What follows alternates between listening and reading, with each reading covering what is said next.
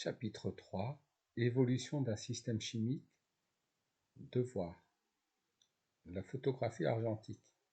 L'ion thiosulfate est utilisé comme fixateur dans le développement des photographies argentiques. En milieu trop acide, l'ion thiosulfate réagit avec lui-même pour former l'ion tétrathionate et du soufre. Transformation modélisée par la réaction d'oxydoréduction d'équation.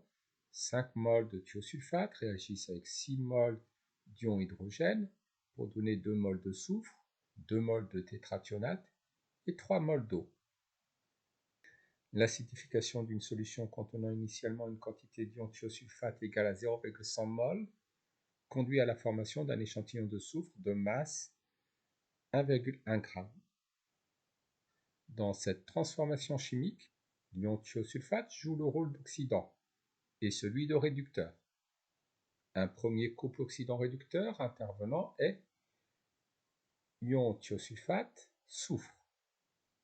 Identifiez l'autre couple mis en jeu dans la réaction d'oxydoréduction ci-dessus. Alors, on nous dit que l'ion thiosulfate joue le rôle d'oxydant. Il intervient donc dans le couple thiosulfate-soufre. L'ion thiosulfate étant l'oxydant, le soufre le réducteur.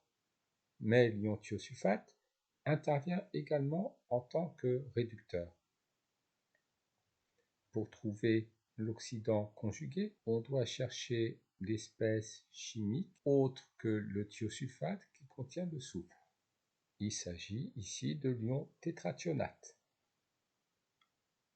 Ainsi, l'autre couple oxydant-réducteur intervenant dans la transformation chimique est l'ion tétrathionate, ion thiosulfate.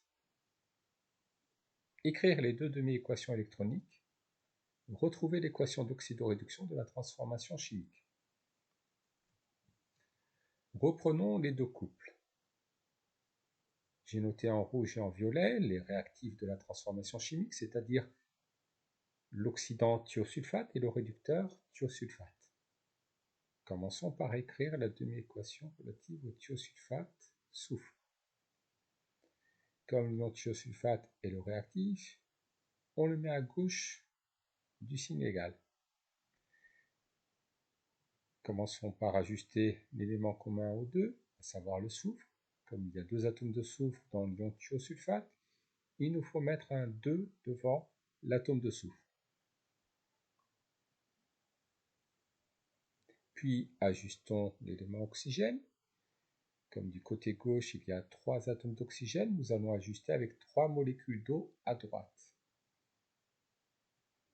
Passons à l'élément hydrogène. À droite il y a 6 atomes d'hydrogène, donc nous allons ajuster par 6 ions hydrogène à gauche. À droite, il n'y a pas de charge électrique. À gauche, il y a 2 charges négatives et 6 charges positives, donc 4 charges positives que nous allons neutraliser avec 4 électrons.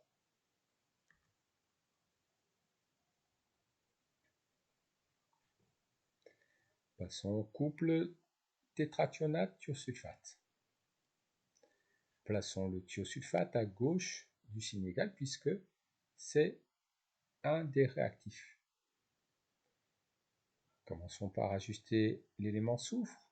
Il y a 2 atomes de soufre à gauche, 4 atomes de soufre à droite. Donc nous allons mettre un 2 devant l'ion thiosulfate. L'élément oxygène est conservé, il y en a 6 de chaque côté. Passons à la charge électrique. Il y a 2 charges négatives à droite, 2 fois 2, 4 charges négatives à gauche. Donc nous allons rajouter 2 électrons à droite afin d'avoir 4 charges négatives de part et d'autre. La première demi-équation fait intervenir 4 électrons, la seconde fait intervenir 2 électrons. Pour avoir le même nombre d'électrons échangés, nous allons multiplier la première par 1 et la seconde par 2. Puis nous ajoutons membre à membre les deux demi-équations. Nous obtenons l'équation affichée à l'écran. Regroupons les ions thiosulfate à gauche. Nous obtenons donc que 6 moles d'ion hydrogène réagissent avec 5 moles de thiosulfate pour donner 2 moles d'ion tétrathionate, 2 moles de soufre et 3 moles d'eau. Nous retrouvons ainsi l'équation donnée par l'énoncé. Dressons un tableau d'avancement de la transformation, puis, en supposant que la réaction est totale, nous allons calculer l'avancement maximal, et enfin nous déduirons la composition finale du système en supposant toujours que la réaction est totale. À l'instant initial, la quantité d'ion thiosulfate est notée N indice I, entre parenthèses, thiosulfate. La quantité de soufre est nulle et la quantité d'ion tétrathionate est nulle. Pour un état intermédiaire, la quantité d'ion thiosulfate restant est égale à la quantité initiale d'ion thiosulfate moins 5 fois l'avancement petit x. La quantité de soufre formée est égale à 2 fois petit x et la quantité d'ion tétrathionate formée est égale à 2 fois petit x. Recopions la ligne correspondant à l'état intermédiaire dans la ligne correspondant à l'état final réel en remplaçant l'avancement x par l'avancement final réel xf. Faisons de même pour la dernière ligne, nous allons remplacer l'avancement x par l'avancement maximal xmax,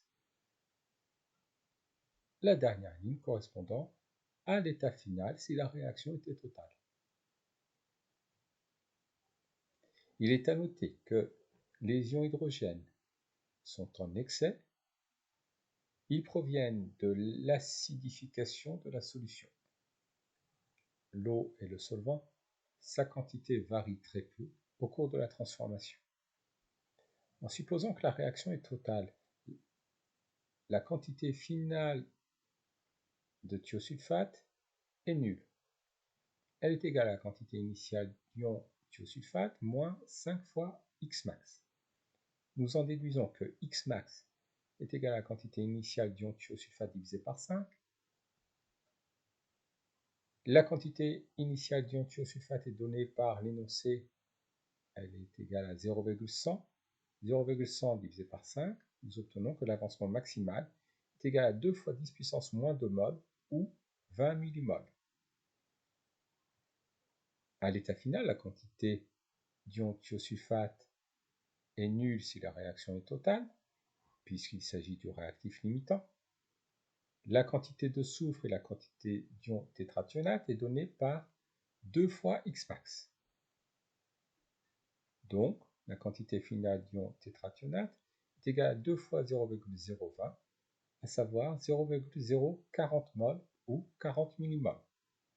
La quantité finale de soufre est aussi égale à 0,040 mol.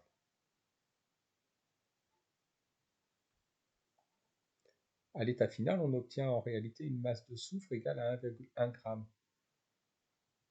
Calculer la quantité de matière de soufre obtenue à l'état final et en déduire l'avancement final XF réellement atteint à la fin de la réaction. La transformation chimique est-elle totale ou non? Justifiée. La quantité finale de soufre s'obtient en divisant la masse de soufre par la masse molaire du soufre. 1,1 divisé par 32, la quantité finale de soufre est égale à 0,034 mol ou 34 millimoles.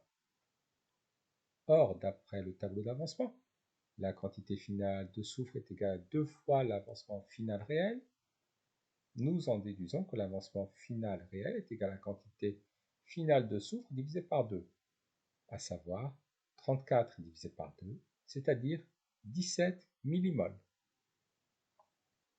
17 millimoles étant inférieur à 20 millimoles, nous en déduisons que l'avancement final réel de la transformation est inférieur à l'avancement maximal de la transformation. La transformation n'est donc pas totale.